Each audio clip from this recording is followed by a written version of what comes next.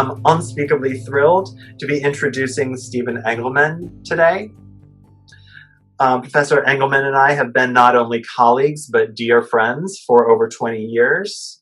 I know that there have been not only colleagues, I know that a lot of our colleagues have really felt this way about him, that he is one of our most treasured and generous interlocutors, and he's helped raise the intensity of any conversation that we've had around campus, and thereby, just like all of you generous people who are here today, making UIC a place that is a community for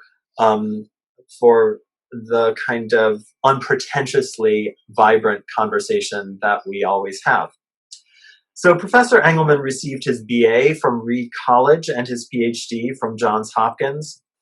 After holding visiting appointments at the University of Georgia and the University of Michigan, he joined the political science department at UIC in 1996. His work has, over the years, been adventurously interdisciplinary, focusing on theoretical issues that touch on the history of political forms. In particular, how such forms enable and inhibit political interaction. His first book, Imagining Interest in Political Thought, studied the history of interest as a political construction rather than a merely human or empirical given. His second book is Skeptical Engineers, Evolution, Character, and the Politics of Counter-Revolutionary Enlightenment, under review at Stanford. Here, Steve is continuing his study of political organizations, particularly insofar as they rely upon naturalistic definition and evolutionary narratives that, disturbingly, emphasize rational thinking while simultaneously denying the complexity of political life itself. This ties in with his Institute for the Humanities project on economic rationality, in which he ultimately examines the discourse of debt as a way of interrogating these supposedly rational beliefs among economic subjects. Central to Engelmann's thinking throughout his career in writing thus far, which includes 20 articles, book chapters, and reviews, and numerous invited talks around the world, has been the work of writers from Hobbes and Shaftesbury to Darwin and Mill, but mostly Jeremy Bentham. Bentham's writing was also front and center for Michel Foucault in his theorizations of governmentality and biopolitics. Engelmann edited the selected writings of Bentham for Yale University Press and exposed readers to material that was previously known only to a few scholars and pretty clearly not to Foucault. And he has become one of the world's leading commentators on Bentham's thought, in large part because of his subtle and wide-ranging assessment of Bentham's inventive approach to legislation and political organization. Steve shows how Bentham may have yielded the mechanisms of political change within the very structures he describes. He has received numerous awards and fellowships for his work. This was the second of his Institute for the Humanities fellowships, in fact, and he's received support from the Institute for Research on Race and Public Policy at UIC, and a faculty fellowship and a summer research award from the National Endowment for the Humanities. Please join me now in welcoming Professor Steve Engelmann to discuss what went wrong with economics. Thank you, Steve. And thank you so much for joining us and sharing your work. Thank you very much. It's really gratifying to have everyone here. I am really pleased to have you along. I wish we were in a big room together. Like Haley, I should say that I really don't like this medium. I've been a bit of a mess adjusting to it. And as a matter of fact, I was going to do some screen sharing, including a wonderful picture of me with Mr. Bentham. But because Mr. Bentham has actually gone from the talk sadly. I won't be even sharing that picture, and you'll just have to bear with me as I talk at you, but I'm hoping not to do it for too terribly long. I want to say that Haley did a really terrible thing last week by going on and giving us such a smart, rich, and beautiful lecture, and setting the bar kind of impossibly high. I just am pleased that you'll all be here for this probably less compelling journey today. I know that Zoom is hard not only on presenters, but on all of you too. And so to anticipate the subject matter of my talk, I really appreciate you engaging in this questionable use of part of your Zoom attention budget, which is no doubt a limited one. If there's a little payoff for you, there's going to be much for me in you being here with me virtually. So for this work, I'm especially grateful to the Institute for the Humanities at UIC, its director, Mark Canuel, associate director, Linda Vavra, interim director, Laura Hostetler, and to a really wonderful group of fellows last year. It can seem like a small thing in a sea of loss and suffering, but we were having a great and really joyfully productive time together, and it was cut short along with so much else. So I'm happy to have you along in attendance here. And I'm indebted to the amazing work of these fellows and to their comments on mine. For my whole journey into Econoland, I should really thank the informal Chicago History of Economic Thought group, from which I've learned so much. And for last year's leave and the opportunity to present a lecture in a lecture series there, I'm grateful to the Department of Political Science, our head, Evan McKenzie, my colleague and series organizer, Alba Alexander, and to the wonderful students and colleagues who were in attendance there. And I see that some are in attendance here today. Thank you for doing that. My talk today won't quite match the title and the description. A lot, needless to say, has happened since those were written, and I was torn about how to update them. So I just didn't. Although I do have a new subtitle for the talk, What Went Wrong with Economics. The subtitle is Economics and the Disenchantment of Politics. I'm writing a book, as some of you know, on economic rationality. But instead of giving you an overview of what I'm doing, I'm going to just risk hitting a main idea, the role of economics in the disenchantment of politics. And this will be in service of thinking aloud some about our present moment. I have no idea what, if any, of the latter material, the thinking about the present moment, is going to make it into the book. Books, as we all know, are lasting things. It's often not a good thing if they're too much of their time. But it's hard not to think that the crises we're going through right now are quite extraordinary. We've got the immediate severity of the pandemic and measures to control it, underlaid by failures in global and many national public health systems, and a rapidly accelerating ecological disaster. We've got the current massive immediate and near future transfers of wealth from workers to owners, from young to old, from all of us to the tech monopolists. And at least here in the US, these transfers serious exacerbation of existing race and gender inequalities. We've got the biggest popular uprisings here and abroad in decades. And I'd say the objection in the face of all of this, of multiple political establishments. I want to renew my political theory license today by suggesting that, although we can see its dangers, politics can actually be a space of hope away from all of our doom scrolling. And I want to suggest that there's at least one important respect in which the dominant contemporary economic approach, which is founded on an idea of choice, deepens our predicaments. Rational allocative choice is the basic economic idea that in everything we do, we face a decision of how best to deploy our limited resources to optimize the satisfaction of a schedule of preferences, whatever those may be. I argue that the perspective of allocative choice forecloses, or at least makes less visible, political space. And to the extent that space is visible, it appears disenchanted. But allocative choice is itself being confounded by our present moment, I think, by our present circumstances. Even as many increasingly desperate people, under these circumstances, experience the pain of making difficult trade-offs indeed.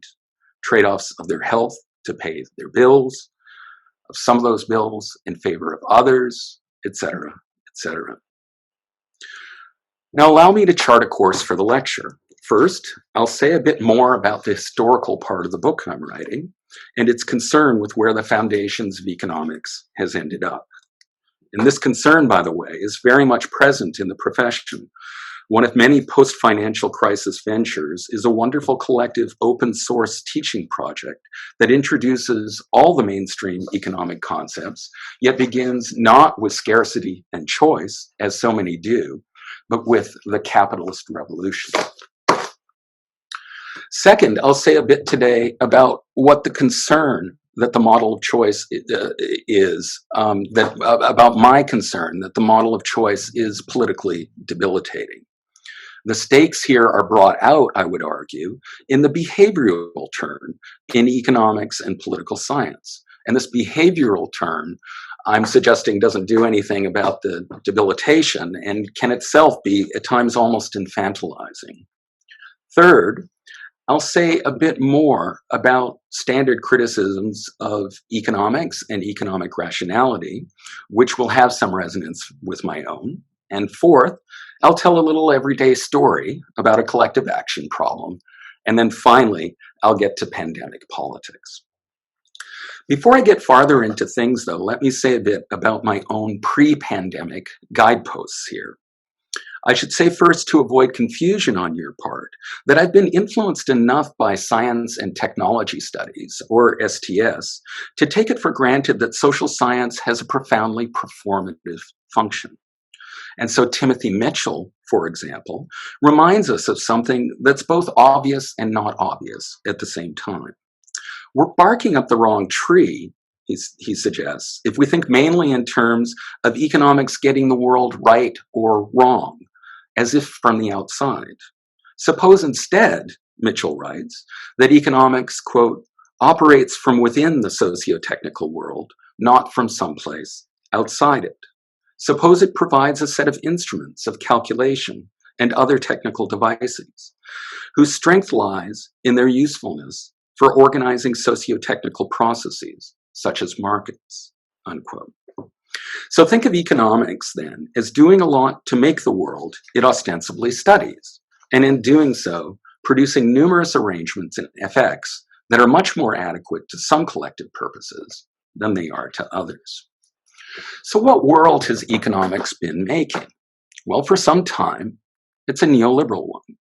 Another guide and inspiration for my subtitle is Will Davies, who defines neoliberalism thus. Neoliberalism, he says, is the disenchantment of politics by economics. This involves, in Stephanie Mudge's words, quote, remaking all action as economic action, regardless of context. And this requires, quote, the development and codification of techniques of measurement and evaluation in and around markets and their infiltration into sovereign states. Now, what this does, interestingly enough, then, is to imbue, quote, liberal political institutions with an inherently limited form of political legitimacy that can justify just about anything except those institutions' own existence, unquote. So that bears repeating. Our liberal institutions can now justify just about anything except their own existence. This is the problem, I think, the central problem that's explored in Partha Chatterjee's wonderful new book, I Am the People. I confess I've written this lecture somewhat under the spell of Chatterjee, even though I haven't fully absorbed the book's lessons. His argument is that the integral state of the social democratic era It's disorganizing by neoliberal fragmentation, and now what he calls the tactically extended state of contemporary populism are all projects, many of them first launched in the post-colonial world, of a continuing passive revolution of capital. Neoliberalism risked exploding the rupture running through the liberal subject, who is both a citizen with a right to self-government and a subject of economic interest. Citizens are, among other things, formally equals, and the tactical contractions of the neoliberal state and the tactical extensions of the populist state are all exacerbating the problem of sorting legitimate from illegitimate inequality. Managing this is tough. Chatterjee writes that, quote, from the 1970s onward, if not earlier, all social science disciplines have been mobilized for the task of contributing to the technical administration of populations as things, unquote. And there's been a serious cost to that. All right, so you have a sense of where I'm coming from in my remarks today. What about the book manuscript? The historical part of the book is about accounting for how political economy becomes economics and what happens when it does. Both political economy and economics have always been part of what the 19th century called the art and science of government. Government as an activity is kind of an ambiguous middle term between politics on the one side and management on the other. And early political economy, not coincidentally, was well aware that it was bridging what Aristotle had famously declared a divide. I find the problem of the great reversal between politics and economics fascinating. And what do I mean here? Aristotle could say, quite coherently, that politics is the realm of freedom in economics, and economics, or household rule, is the realm of necessity. That politics is interaction between equals, and economics, interaction between master and servant. That politics is about persuasion, and that economics is about command. So in politics, according to Aristotle, we attempt to persuade others, and they attempt to persuade us of the justice or advantage of a particular action in pursuit of the good life. Milton Friedman could say much more recently, also quite coherently, that all this is exactly backwards. Economics is the realm of freedom, politics, that of necessity. Economics is interaction among equals, politics between superiors and inferiors. Economics involves persuasion, politics, command and coercion. I write a lot about the role of Adam Smith, who, as others have noted, including our own Sam Fleischacker, deliberately rewrites Aristotelian freedom, equality, and persuasion into market exchange as conducted in a new realm of civil society. But Smith is explicit that political economy is a branch of jurisprudence, and Smith's actor in civil society is as preoccupied with his rhetoric and appearance before others in a common world as Aristotle's citizen is. Friedman, by contrast, seems to glory in the power not of voice, but of exit. This is for him the unsung glory of market relations, the freedom to choose, a simple yes or no to this purchase, to that employment, etc. That simple yes or no finds its way into contemporary politics in consequential ways. Think of social media. Think of Brexit, sort of this referendum. Okay, people, European Union, yes or no. And it's about exit, right? So in the book, I'm concerned with the narrowing of interest or self-interest into the dominant model of allocative choice we know today. Smith's interest, by contrast, is still appealed to from the outside, like Aristotle's advantage in interactions with others. Economics looks back to Lionel Robbins for its definition as, quote, the science which studies human behavior as a relationship between ends and scarce means, which have alternative uses, unquote. Robbins drew from Philip Wicksteed, who already in 1910 communicated an understanding of economics that is all about this kind of choice, that is already divorced from material welfare, from pain and pleasure, all of those very 19th century things, and is now ready to comprehend all aspects of government, beginning with self-government. When speaking of time, energy, money, you name it, and in relation to every conceivable purpose or inclination, however noble or base, Wicksteed writes the following: the art of life includes the art of effectively and economically distributing our vital resources of every kind. If we secure this, how much of that must we pay for it? Or what shall we sacrifice to it? And is it worth it? What alternatives shall we forego? And what would be their value to us? Unquote. Roughly, modern economics begins with this scene of allocative choosing, and it models its interacting, producing firms and consuming households as price takers, as responders to incentives, in ideally competitive, equilibrating, and thus efficient markets. In a recent book of literary criticism, Jane Elliott calls this foundational orientation the microeconomic mode. Elliott traces particularly grim, repeated scenes of allocative choice, ones involving matters of life and death, through all kinds of contemporary fiction, film, and other cultural products. Think here of Danny Boyle's 127 Hours. Should the character played by James Franco remain trapped in the canyon intact, hoping for rescue? Or should he amputate his arm to escape and save himself? In her work, she dwells on the peculiar abstraction from social context that this mode reflects and reproduces, and she notes how it informs a particular understanding of the language of interest, one that is under the spell of modern economics. She reminds us that interest isn't necessarily about egoistic goals, but, quote, we act out of interest, she writes, whenever we approach choices as unfolding within this sort of microeconomy of costs and benefits, means and ends. As a form of imaginative interiority, interest is what propels the subject to experience the world as continually eliciting rational allocative choice or irrational allocative choice.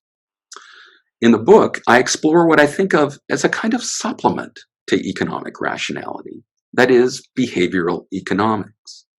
If economic rationality is about doing a cost-benefit assessment of options and pursuing those that maximize the satisfaction of given preferences within given budget constraints, then behavioral economics is saying that we consistently do a pretty bad job of that. Assuming systematic forms of irrationality would make for better scientific predictions.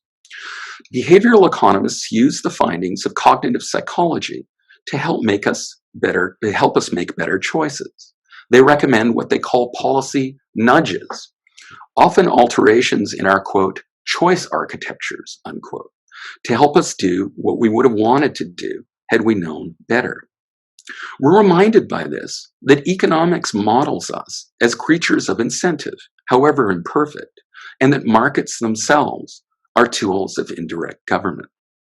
Nudge recommendations bring out the essentially governmental character of economic rationality, and this raises Chatterjee's question of the citizen as opposed to the economic subject, which is only more sharply raised by the new psychological political science. Time after time, the conclusion of current research is that voters, for example, are tribal, that they are motivated by perceived in-group and out-group affinities and aversions, more than they are by any rational concern for private or public interest. This new salience to neuropsychology and related fields across disciplines, all reminding us how flawed we are, has only gotten more lift after Brexit and Trump. with lots of sometimes more folksy and egalitarian, sometimes more supercilious books and papers pointing out how we can't even manage our own savings, much less democracy. But nothing, I'd say, in these trends does anything to derail the foundational scene of allocative choice that's at the heart of the microeconomic mode. I'm going to go out on a limb, and I'm going to say that there are lots of other ways to think about our problems besides going into people's heads and being alarmed at what's there. And in fact, one repeated problem with interactions based on allocative choice is that even if they're supremely rational, they can still lead to ruin.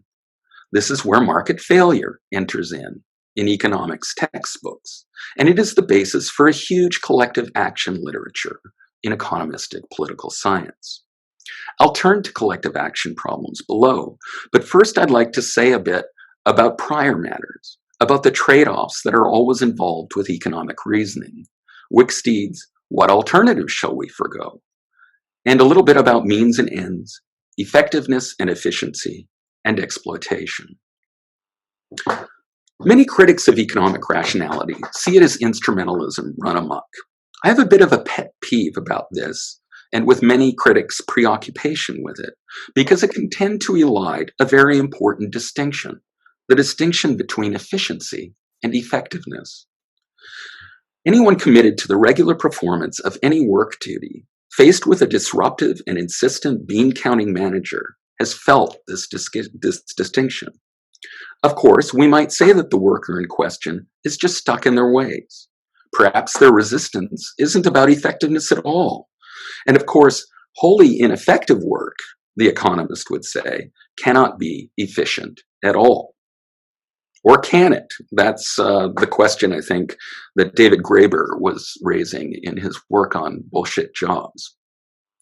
But if I'm the one who actually does the work, I might see the degradation resulting from new efficiencies that others, supervisors and clients or customers alike, don't notice. I might reasonably think that there are aspects of what I do that simply can't be traded off, period. As Plato put it long ago, doctoring and wage earning are two distinct crafts, not to be confused with one another. And if you ask your physician next time you see them about efficiency versus effectiveness, and I've done this, I guarantee you that they'll have a lot to say on the topic. Of course, unless you're paying for the new concierge medicine, they might not have much time to say it. So the resistance to economic trade-offs and to the assumptions of commensurability that underlie them informs a set of very old and enduring practical and ethical concerns about economic rationality that do have some overlap with mine. And these practical and ethical concerns, in turn, overlap with venerable social theoretical concerns that inform heterodox economics as well as criticisms from other disciplines. I learn much from these bodies of social theory, but again, my concerns are somewhat distinct from theirs. Their emphasis is an analysis of economic rationality as a tool of domination. Briefly, what these critics remind us of is that to make better use of what is available is to exploit. For example, settler colonists claim they can make better use of indigenous lands and even bodies than the indigenous themselves. Employers strive to make better use of workers without necessarily sharing any profits therefrom. People of higher status, and most men, make use of care workers who get little recognition in markets or otherwise. And humans generally make more use of often unpriced nature with increasingly catastrophic consequences. Defenders of economic rationality will point, though, to this last possibility, to the possibility of pricing and so newly recognizing and revising estimates of the benefits and costs of our actions, to showcase the enormous flexibility and indispensability of the economic framework. After all, they'll say, all material culture amounts to exploitation in some form. And much of it is surely either innocuous or reducing of harm. If our aim is to expose and to confront all forms of unjust and otherwise problematic use and abuse, so be it. We will still want to oppose this exploitation as efficiently as possible. By helping us to figure out how to do whatever we do more efficiently, economic rationality is, according to this retort, fundamental to individual and collective progress, whatever the standard or measure of progress might be. Okay, so I'm not going to explore any further this back and forth, these criticisms and their response, but instead I want to go back to what I take to be a more directly, or at least classically, political concern that I have about allocative choice, rational or not. That allocative choice forecloses the space of politics, and to the extent that it doesn't, at least thoroughly disenchants it. This concern applies, I think, to most, if not all, of the enormous range of things that can be done with neoclassical economic thinking. Keep in mind, for example, that there's nothing in the approach that prevents us from extending beyond individual firms. On the contrary, that's what all of macroeconomics does. And there's nothing in the approach that prevents us from modeling away from the narrowness and short-termism that bedevils so much of our contemporary political economy, where so many costs seem to be effectively externalized by actors and where longer-term planning is consistently devalued. Also, keep in mind that the problem of what economists call market failure can be understood to be so big as to make a huge role for the state in promoting aggregate efficiency. Many mainstream American post-war economists, haunted as they were by the Great Depression, were absolutely convinced that the Soviet Union's central planning would overtake us. Now, some libertarians grouse that even the much more neoliberal textbooks of today don't shift the basic orientation in the discipline. The textbooks tell us how markets work, how remarkably they're able to coordinate through price information and signals alone, and then they quickly note where markets don't work and how the economist as policymaker can come to the rescue. Keynes's famous understanding of depression economics was that it presents a giant case of market failure, of uncoordinated utility maximizers, each acting in a rational way that makes their collective and so their individual situation worse off. The state needs to come in with strong fiscal and monetary policy to end the downward spiral. As I've already noted, political scientists influenced by economics speak instead of collective action problems, the main idea of which is about how people pursuing their interests in certain situations can end up making themselves and one another worse off, a kind of lose-lose to counter the win-win of the ideal market transaction. When I illustrate this problem to my students, I sometimes use my own example. I tell a story in which, and I hope you'll forgive me, I just so happen to be the hero. One morning, long ago, I was driving the kid to elementary school, a quaintly pre-pandemic activity. And anyone who's done this on a regular basis knows how crazed it could be for even a short drive during Chicago rush hour. Of course, the situation made worse by lots of people like me using this private mode of transportation. Excuse me. I was exiting Lakeshore Drive at Irving Park, where the school is, and then everything stopped. It was the kind of perfect gridlock that makes you get out of your car to see what's going on. Useless honking everywhere, nobody moving. Looking around, I could see that the biggest problem was that a bus was blocking the driveway to the school, with no way to go forward or to go back, because many were trying to get to the school. So the opposite lane was jammed with waiting left turners, holding up a bunch of traffic that had come from Irving Park and was blocking us from exiting the drive. I know you kind of need a diagram here, but it's this perfect gridlock.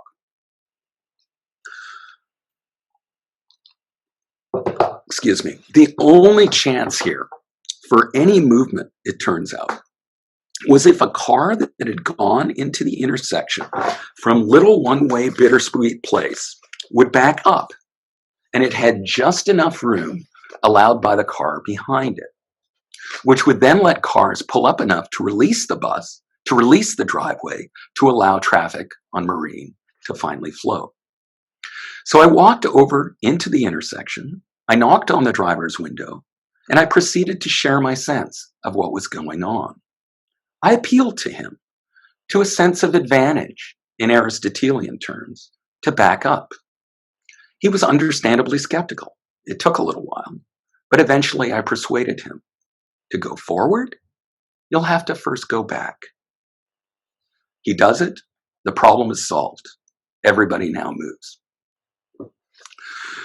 Now notice that's what's happening here, is that it's just two strangers talking together to solve a problem common to them.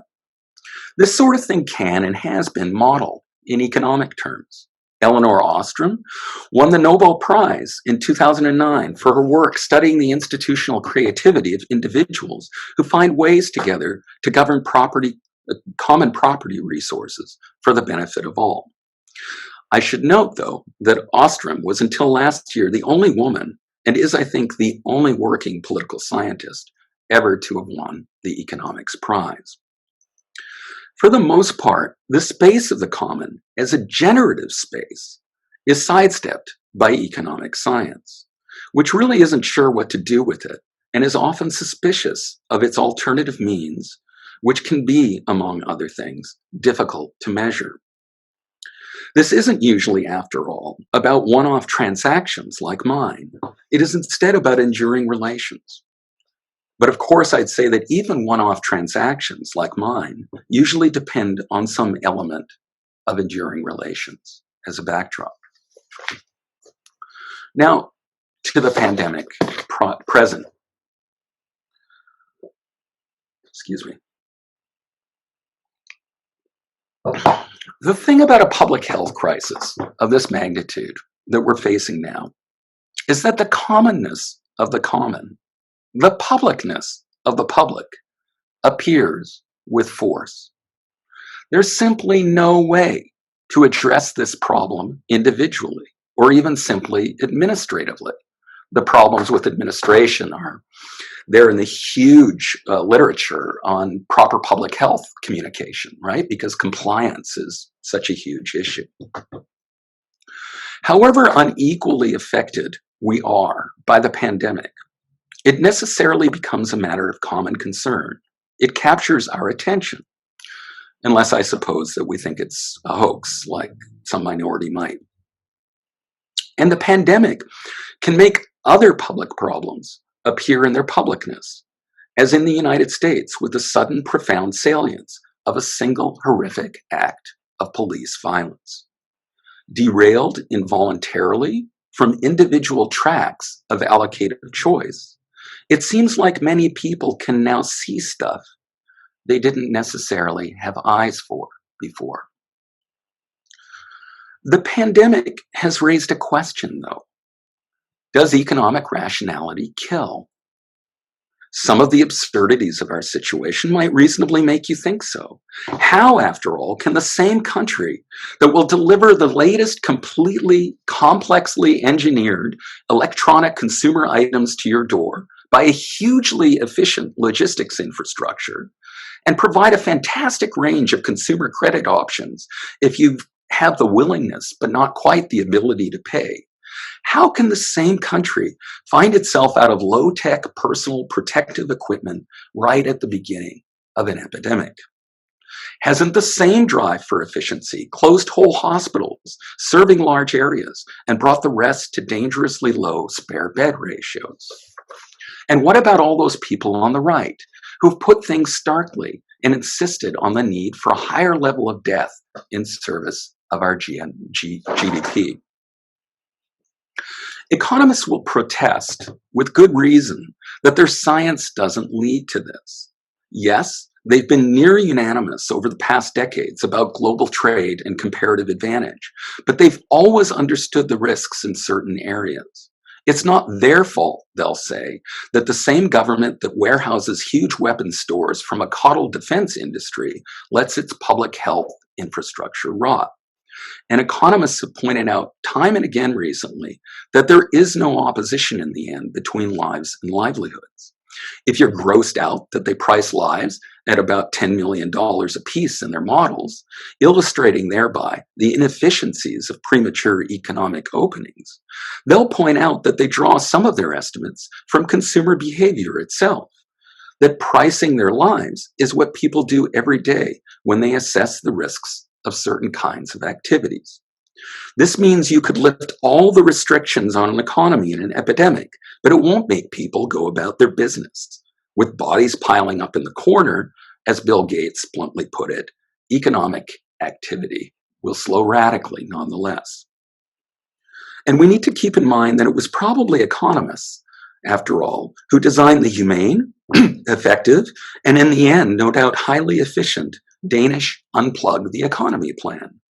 By just taking over employers' payments, reducing all the anxiety, uncertainty, risk-taking, and transaction costs of our own crazy quilt of non-plans, you get a win-win on health and wealth instead of our lose-lose. It's not economists' fault, after all, that we have a raging conman heading the executive branch with an army of allies in Congress and the courts, and that the Federal Reserve is the only functioning part of our national government. Or is it the economists' fault? A closer look at the Obama Dream Team, heavily populated by Wall Street economists, does raise that question. We can discuss this. Look, also, we might reasonably be told what economic thinking can do. A pediatrician recently wrote a column for the New York Times about how bad we are at doing trade-offs. It turns out that physician that he is, he's really just talking about health. And he's making largely communist assumptions. We need to recognize, he writes, that we each have a limited part of a common risk budget. It's really not so much about us as individuals as it is about the virus and the collective. If we do one thing to ease its transmission here, we should be careful to avoid easing its transmission over there. Now, because this is all about public health and risk to it, however, there aren't any other trade-offs discussed. I would argue that this is more about collective effectiveness than it is about efficiency. But regardless, how can people be expected to think this way at all when they don't have the Danish state paying their wages?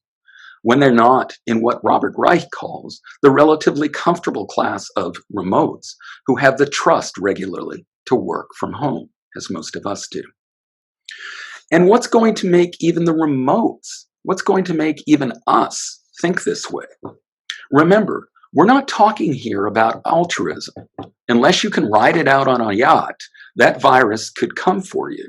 And even the yacht might not be safe, as Edgar Allan Poe noted long ago in the grimly relevant Masque of the Red Death.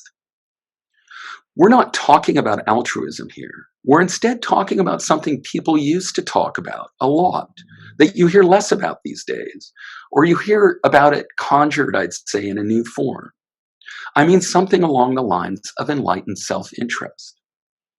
After all, we're talking here about seeing that you gotta get your kid to school when you'd be happy just to do it, screw everyone else, but you see that the only way you can do it is to dive in and to help solve a collective problem first.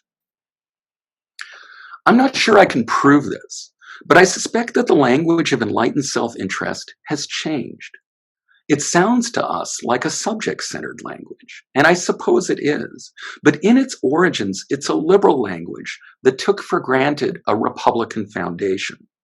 It took for granted that we're all operating in a common space. Now we talk about win-win, which I just resorted to myself. We talk about doing well by doing good, etc., etc. Interest here is less about my location, advantages, prospects, etc., in relation to others who either share those worldly interests or oppose them. It is less about the etymology of the word as interessa, to be between. Do I even recognize that my interests necessarily come from this between? Now, instead, interest is more about my preferences, relations from my point of view, risk tolerance, etc. It's not clear that the microeconomic mode gives us a way to talk about enlightened self-interest that doesn't accomplish this subtle shift I'm worried about. Enlightened self-interest, or self-interest rightly understood, might be wrongly placed by the microeconomic mode on a spectrum between egoism and altruism. And this is language that didn't take off in the British context until around the neoclassical turn in economics. Self-interest, rightly understood, enlightened self-interest, becomes more psychological or moral. Or perhaps it finds expression in the deployment of long-term versus short-term interest time horizons. But I'd say that none of these alternatives captures its richness. In the course of Jane Elliott's presentation of the microeconomic mode, she quotes a passage from the economist Gary Becker that has long fascinated me, that might qualify as peak economic rationality and as peak allocative choice. The passage recalls what I said earlier about value of life estimates. It recalls the way that some economists allied their responsibility for this bravura act of commensurability, claiming a life is worth 10 million, by saying that it's an average of what their subjects already do, as revealed by their behavior. Here's Becker. A person may be a heavy smoker or so committed to work as to omit all exercise, not necessarily because he is ignorant, but because the span forfeited is not worth the cost to him of quitting smoking or working less intensively. And Becker concludes, according to the economic approach, therefore, most, if not all, deaths are to some extent suicides, in the sense that they could have been postponed if more resources had been invested in prolonging life. Remember, Becker's not assuming egoism here. Perhaps the hard work I'm committed to is philanthropic. And my issue with him is not the outrageous rationalism of the passage, the idea that we're really making these kinds of calculations as we go about our daily lives. Instead, it's the assumption that the common world I'm in and my position in it and the course of its events is going to have less to say about my survival or anything else than something interior to me, whether that something is in need of the therapeutic assistance that it gets from a behavioral nudger or not. Note importantly that this now economic meaning of interest, this idea that the world continuously presents itself in this way to us as allocative choice, can apply just as much to the aggregate language of policymakers as it does to selves or households or firms. This aggregating, however, doesn't do anything beyond the arithmetic to actually connect this interest with the perspective of the governed. It doesn't do anything on its own, that is, to enlighten me. What am I getting at here? I'm making the claim that this discourse and the world it has helped to make are politically debilitating because we no longer take our immersion in a common space for granted. We flit back and forth between enchanted selves and disenchanted and distanced wholes, and we normally just don't see what's between.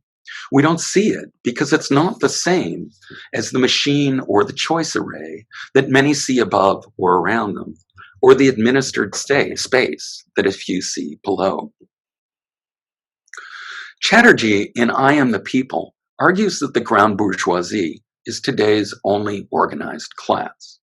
And indeed, their level of organization was revealed by the bold action on the part of the Federal Reserve in March to guarantee trillions in corporate debt, so as to keep credit spigots flowing and avoid markers being called in during the present crisis. The centrality of a relatively small network of transactional banks to our current way of life has been confirmed by more than a few analysts. New finance theories have talked about all the nested hierarchical islands of profitable trust that exploit and hedge one another and that collectively farm all of our futures. We're reminded by them that trust is the currency of bankers and that it has, in addition to its affective sense as a non-psychological, directly financial meaning. And many of these income streams are, of course, backed up by significant apparatuses of coercion. But according to Chatterjee, all this fragile but real organization can't help ruling classes with a basic problem that has run through the entire era. No modern liberal state is able to get its citizens to sacrifice themselves on its behalf. Trust and sacrifice can't help but be on our minds today as we survey the world and we wonder how the United States has come to such a humiliating point, a failed state in comparison to so many others. And these others seem to be marked, among other things, by higher levels of something like trust. What's going on here? Chatterjee is asking in part, where is the public and any identifying with it, any love for it? What happens to political virtue in Montesquieu's sense of the phrase? This is not, according to Montesquieu, to be confused with moral virtue. This is the love of equality that is the very spring of action of Republican government. A thread runs from Montesquieu through Chatterjee to recent remarks by Keeanga-Yamahtta Taylor. At the end of a July forum on the movement for Black lives and its place in the long history of the freedom struggle, Taylor delivered an eloquent tirade on the subject-centered, almost solipsistic language that passes for much political discourse in the US today. In this case, talk of white allies. I just think this whole ally thing has to go, she says. Why? Because it makes it seem like, well, over here in our America, everything's great. We just need to improve your America. No. Have you looked at what's happening in their America? The life expectancy of ordinary white men and women has gone into reverse. She continues, this does not happen in the developed world, and it is driven by alcoholism, drug addiction, and suicide. That is not white privilege. That is white pathos. We all need to be figuring out what the hell to do to change this clusterfuck of a country. Because I will tell you, racism is Black people's burden, but it's all of our problem, unquote. She follows this with an analysis of the bipartisan use of race in undermining public provision in the US over the years, bringing us to a sorry lack of support today. As she puts it, there's a pandemic on, and yet, quote, we get $1,200 checks if you're lucky before August, and that's it.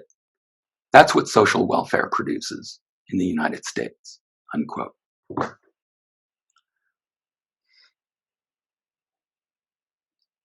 Milton Friedman still took a public for granted in his writings, even as he worked to transform it. Becker, whose pioneering anti-racist work converted racism into a consumer preference, takes no such thing for granted. By comparison with Friedman, Becker's world is a kind of pluriverse. Each of us, quickly or slowly, sacrificing our lives in a continuing process of trade-off, watching ourselves from beyond the grave while doing it. Becker's is, of course, an extreme picture, but the difficulty persists in less extreme accounts. The problem with allocative choices, cost-benefit logic of efficiency, is that, unlike instrumental thinking, it begins from and ends with the choosing agent, as opposed to with what calls for action. Events are now calling, and many are gathering in response. They've realized that they have no other choice. Thank you.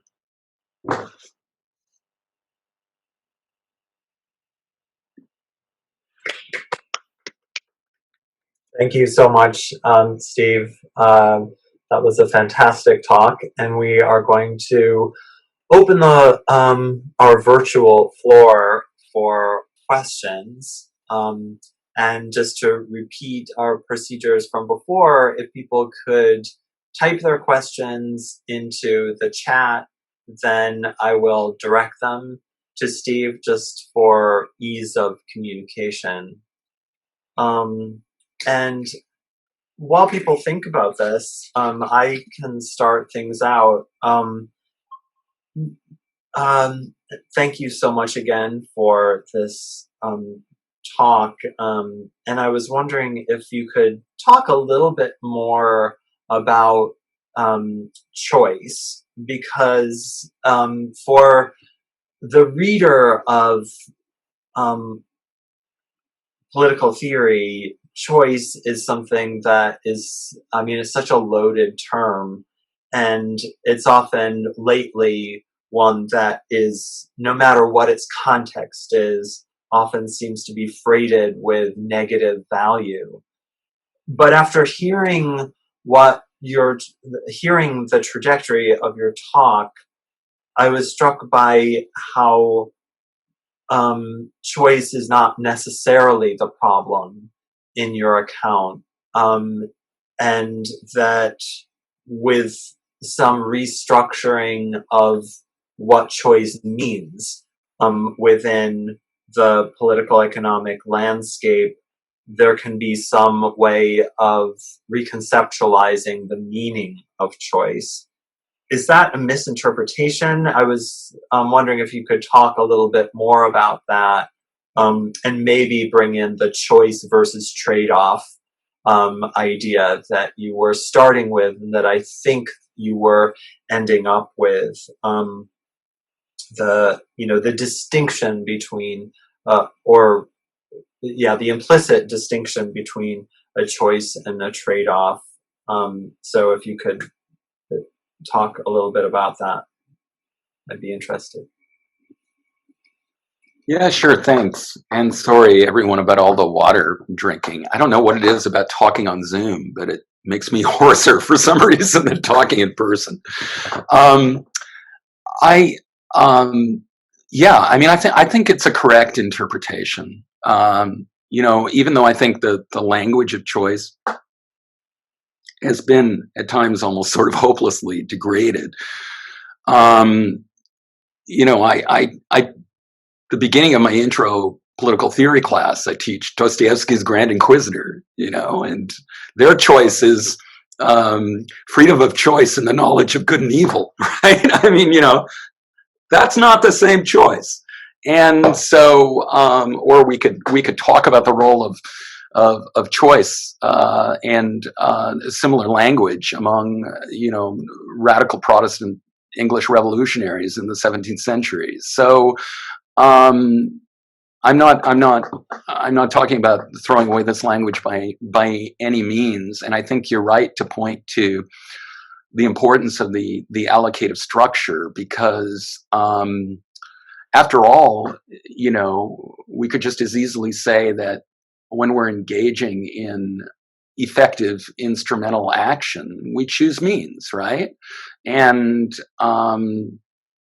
that's not, though I'm arguing, necessarily within this framework of allocative choice, because the emphasis is on the effective accomplishment of the end, rather than on the efficiency of accomplishing that end along with a whole bunch of others. Is a choice an okay choice when it's not a trade-off? And is the goal of what you're talking about, is it to get us to a point where collectively there would be some moment through equalization so that choices would be choices rather than trade-offs? Could you say that last part again? I'm sorry. So that would the goal of politics be to reach a point at which choices could actually be choices rather than trade-offs? Yeah, that's really interesting. I mean, the economists would say, of course, that no such point can ever be reached. But I do think that that's because the whole discipline is haunted by this figure of scarcity, right? And a lot of researchers would say that there are all kinds of ways in which you open up people's choices, right? By taking care of elements of scarcity. That's what the whole social liberal movement was all about, in a sense, um, was to enhance people's freedom by having a set of provisions that would reduce for them, would make them a lot less haunted by this figure of scarcity. Wonderful, thank you. Anna Kornblue has a question about the what sounds like the institutional or governmental power or hegemony of economics. And Anna, if you wouldn't mind unmuting, perhaps you'd like to frame that for Steve, if you wouldn't mind. Sure. I'm realizing after I wrote it that it might also be a question about the power of ideas, or how we think about the particular heft of the power of economistic ideas. Or is there some institutional account of it, as Mark might say? But it's just really like, you've so wonderfully shown us how there's such a turn in 20th century economics to an antisocial kind of paradigm, and then that's been incredibly powerful and has resulted in the United States in this kind of evisceration of public welfare institutions, among other things. So I think the question is just like, is it that econ is too powerful in the US, or is it that we have equally sort of in other disciplines or other spheres of imagining the social, like a just deficit of pro-social kinds of models and pro-public kind of models? Yeah, I mean, that's really interesting. I would say, sort of probably more the latter, because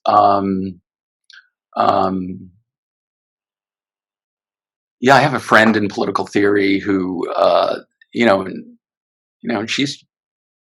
she's an American, a loyal American, and, is not given to saying this sort of thing, unlike, Canadians and others occasionally will.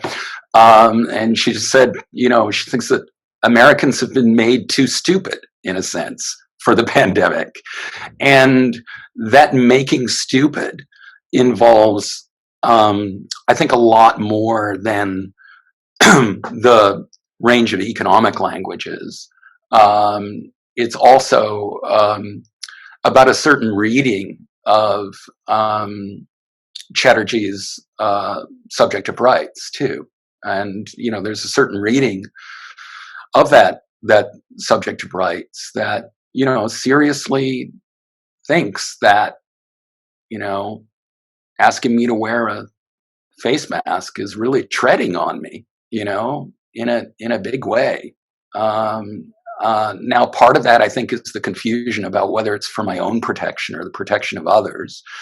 And unfortunately, there have been some mixed messages about that.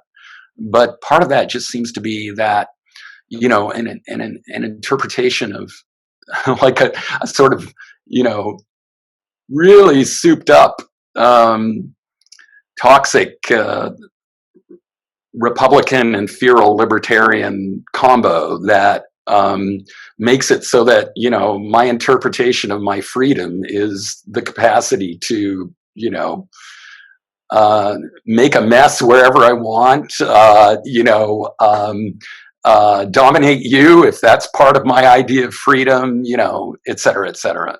So I wouldn't limit it to the economic problem at all. And you're probably right that makes elements of the talk a little bit unfair. But I hope I gave the economists their due response. And I still think if you looked around the world that you'd see that this nebulous problem of trust, which I don't want to read as a kind of psychological thing, is a factor in many places across the world. And things that go into that are things like the racism problem that I was speaking of, and any number of other things that are easily resortable to decrease our ability to talk to strangers. To use Danielle Allen's title, which is really on that question of trust. We have a question from Laura Hostetler about rational choice theory and about the way that rational choice theory does or can assume a zero-sum game. And she says, I don't think Americans are generally sacrifice averse, but that they sacrifice in order to get something else. But is there a fundamental problem in our conceptualizing of benefit as always at someone else's cost? Well, yeah, that's really interesting. That one would be totally unfair to the economists because, of course, the whole perspective of these mainstream models is win-win, and it's positive sum games. It's not zero sum games. But I think that there is a whole strain of game theory, and there's some wonderful books about Sonia Amadei has a great book about the relationship between the development of game theory and the Cold War and such. And yeah, that has a much more zero sum cast because whatever the Soviets get, we lose. Whatever we get, the Soviets lose. And it's very much more of a zero sum affair. But yeah, I think that I guess that both of them can be problematic, but that it's not good to blame that one on the economists. Whether there are strong currents of that from the Cold War, from the fact that all of our popular culture is full of good guys and bad guys, and the any number of sort of moralizing things like that. Yeah, there's no question that could be a factor in terms of inhibiting people's ability to think of the common as a common. Wonderful. We have a question from Blake Stimson. Could you say something about better, less economistic, whether there is a better, less economistic political form than the advocacy of enlightened self-interest? Would it be more in keeping with the commons, as you alluded to, and perhaps your heroic anecdote illustrated, or in keeping with the principle of publicness, which is sometimes understood to be a function of the state? I'm thinking particularly of the commons as a feudal legal category and the public as an enlightenment category. Put differently, to what extent does the commons model lend itself to the allyship problem that Keonda Taylor referred to? Yeah, I don't think I have an answer to that last. I haven't thought enough about this difference between the common and the public, and I was kind of, in a sloppy way, using them interchangeably. On the subject of enlightened self-interest, yeah, it's quite right to say that that's a pretty limited ambition. At the same time, I think it's something. And I think properly understood, it can perform a little bit of a re-articulating and re-enchanting function. But the chances of it being properly understood, I think, are a little slim, precisely because I'm suggesting that the Republican framework on which it was kind of unconsciously drawing is kind of no more, or it's it's on life support. It's not in good shape. And so yeah, it's probably, I think I'd agree. It's not the place to go to, I don't hear the love and feel the love when I think of enlightened self-interest. So that's a very fair point. We have a question from Shail. I'm not sure whether I'm pronouncing your name correctly, about the notion of externalities, and I'm wondering if you could unmute yourself, Shail. It's kind of a long question. Maybe you could have a way of thinking through this with us. Oh, I will. Thanks. I will just read it out. And sorry, so I teach in the business school, so I suppose I have sold my soul and crossed over to the evil side already. But but forgive me, I don't have the same vocabulary. So what I thought about was probably quite naive. And the question really was that a lot of concepts that you talked about were based on kind of market exchange and where there is kind of a rational constrained optimization.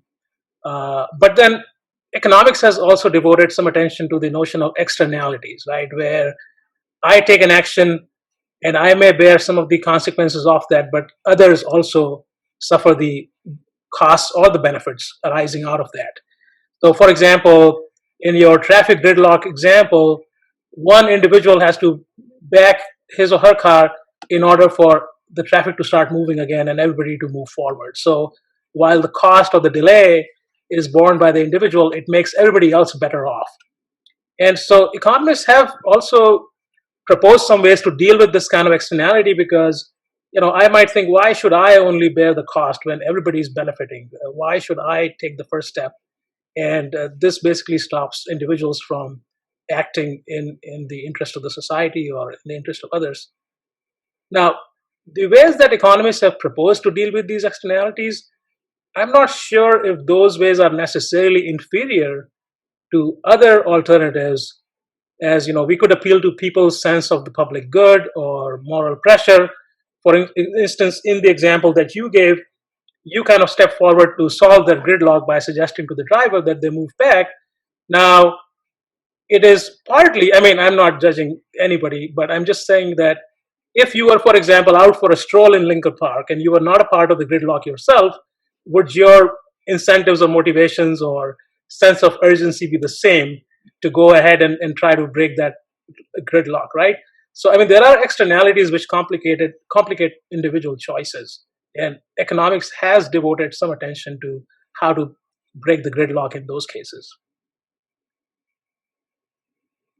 Yeah, thank you for this. I kind of disagree with your characterization of the example, because of course the force of the example is about the fact that it's yes, you could say this person bears a cost more heavier than everyone else, but it's not like they're doing it for the other's benefit. They're doing it for their own benefit. I do think that I glided very quickly over the issue of market failure, which is where I understand the externality literature, which is fascinating and rich, and I think that I think it's philosophically really interesting, because it goes back to Mitchell's question about how exactly is economics making the cuts in the world to say this is an externality, this isn't. And it's actually really interesting the extent to which negative externalities are emphasized as opposed to positive externalities, which of course, could also be emphasized.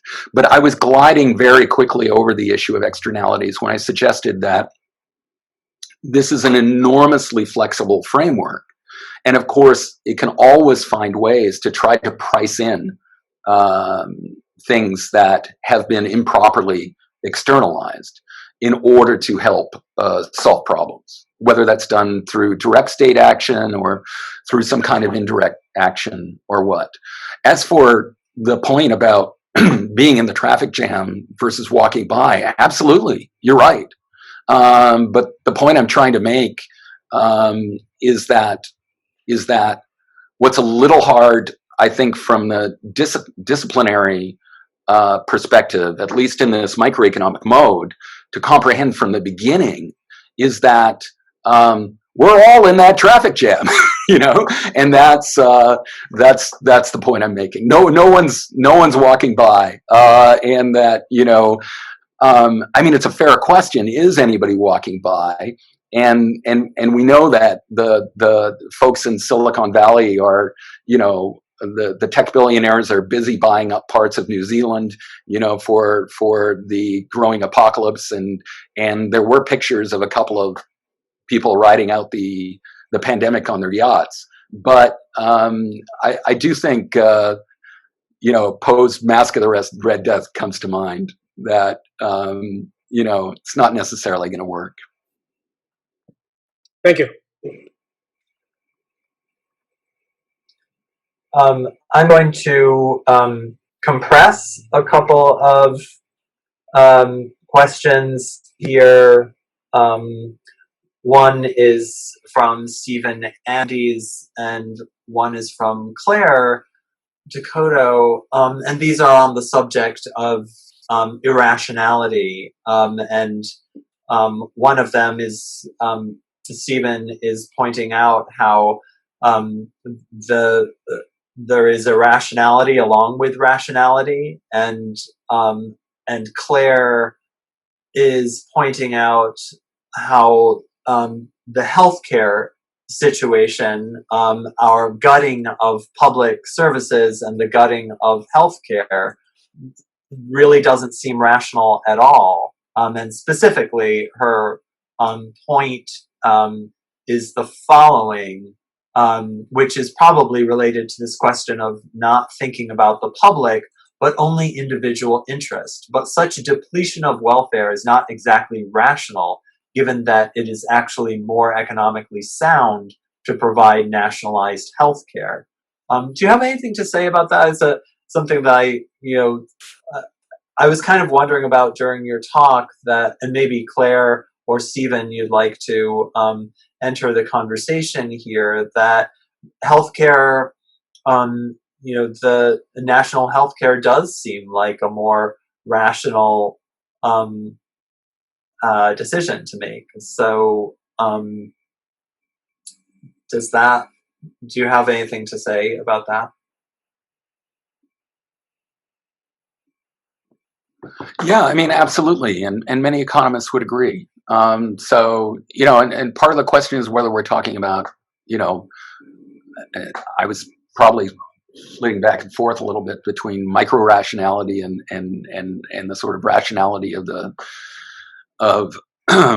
state, right?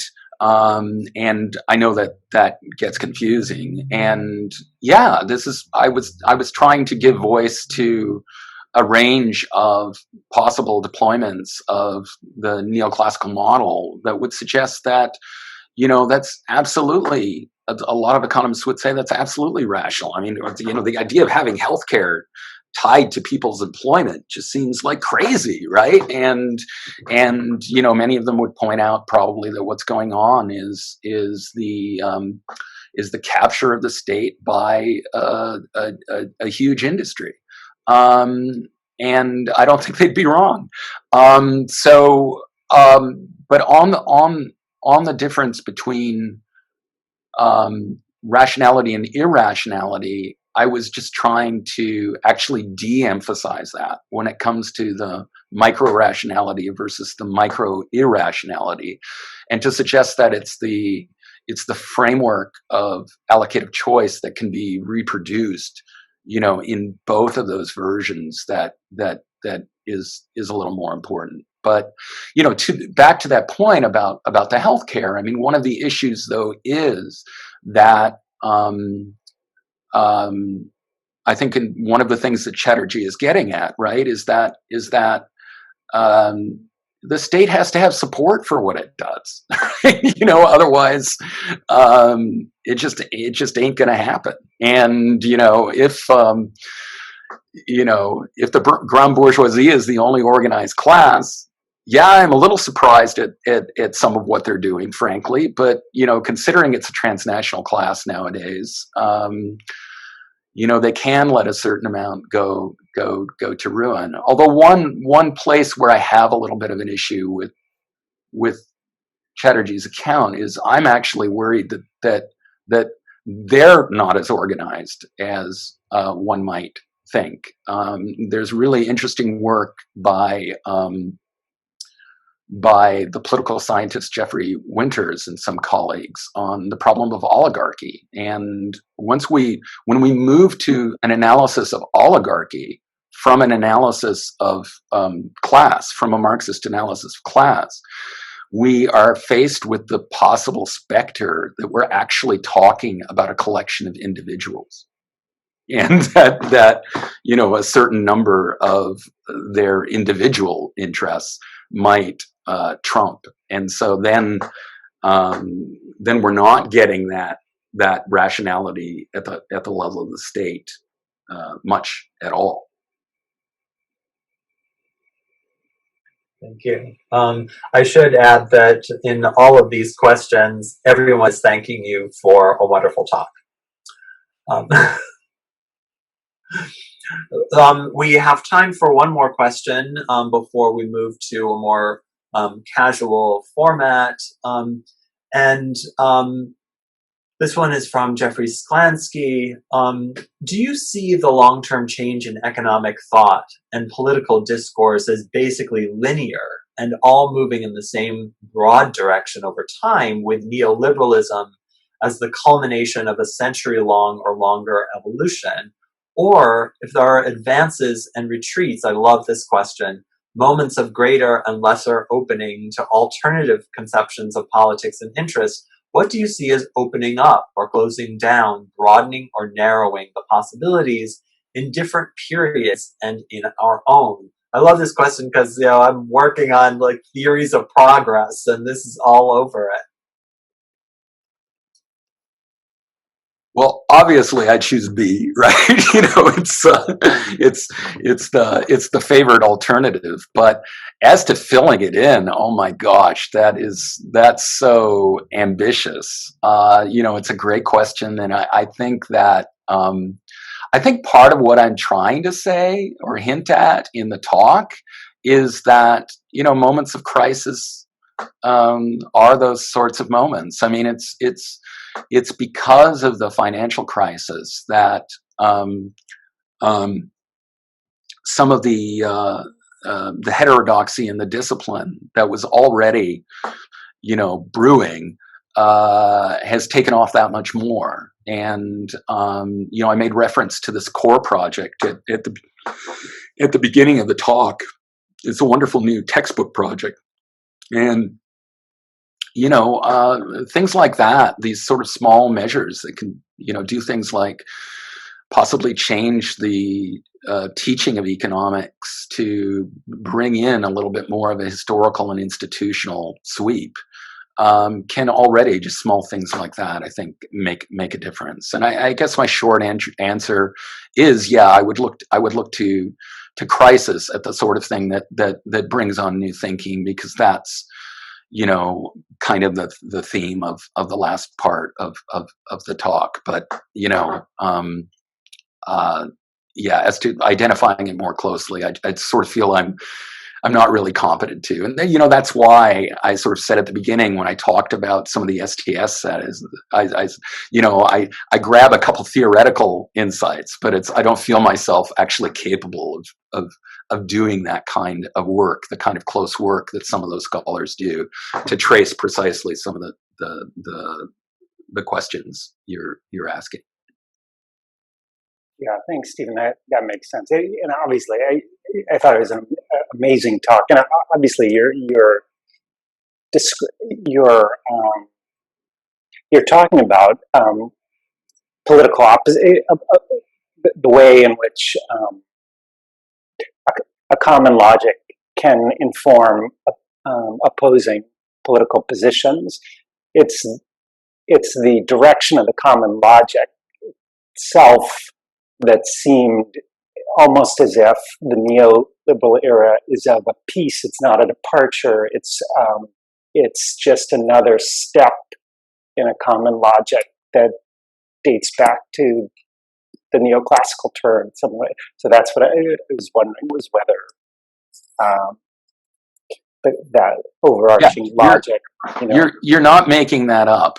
That's very much there, and it's something I have to really think about. But I can't help but be struck by the fact that, like, this connection I alluded to between, Friedman's exit and, the love of exit, and this phenomenon where we're facing now, where, Will Davies has a recent blog post on how sort of Schmittian social movement politics has become this kind of, everything is like, social media politics, I should say. But unfortunately, there's an overlap with some social movement politics of just kind of like a yay or nay, right? A like or not for all kinds of things. And I do want to say that there are some problematic connections there in terms of the reproduction of the logic between neoliberalism and neopopulism. And I'm not sure I've quite figured that out, though. Let's all thank Stephen once more, and virtual claps.